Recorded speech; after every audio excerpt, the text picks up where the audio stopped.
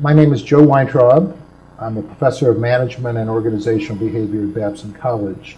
I'm also the director and founder of the Coaching for Leadership and Teamwork program, which provides coaching for all of our undergraduate students and provides a mechanism for our MBAs and alums to also provide coaching development help for our students. I've worked with a number of organizations ranging from manufacturing firms to biopharma firms to Major League Baseball.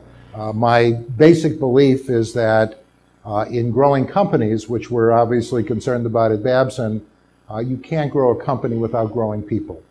And so my focus is really on how do you develop talent within an organization, how do you hire good talent, how do you retain good talent, and how do you make sure that you're developing the talent to the maximum possibilities. One of the things that is a hallmark of what we do at Babson is listening to our clients about what their problems are, and from that, really developing a methodology that will be used in the classroom for leadership development. So we do not begin with a method and saying, here's the method that we have, and we're going to fit everything to that method. Our belief is that we need to understand what our clients require and what our clients need, and from that we build material and we build experiences that will be meaningful to people based on what they're actually going through. In our zeal to sort of make it happen, we don't take the time initially to sort of, let's talk about how we want to operate as a team. Let's talk about even the styles that we have. Because in one sense, many people might think, well, this is wasting time.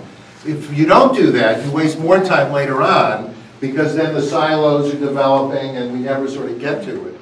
So you don't want to overdo it. And the coaching method that we use and some of the work that I've worked on and subject of several books that I've written is really developmental coaching, which is really assuming that you've hired good people and it focuses on your good to best people.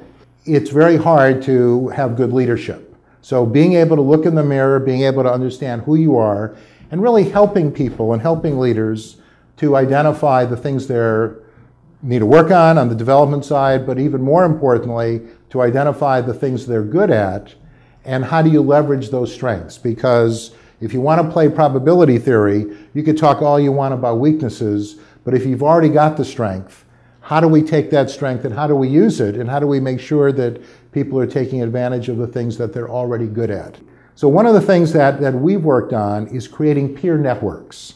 And this ties into not only coaching, but certainly leadership development, and that is creating organizations and teams that when they go back home after a leadership development program, they've got a network of people who have gone through the program, who speak the same language, who had a similar experience, who could then work with each other as a low-cost, no-cost operation to help each other develop and help each other learn throughout the organization.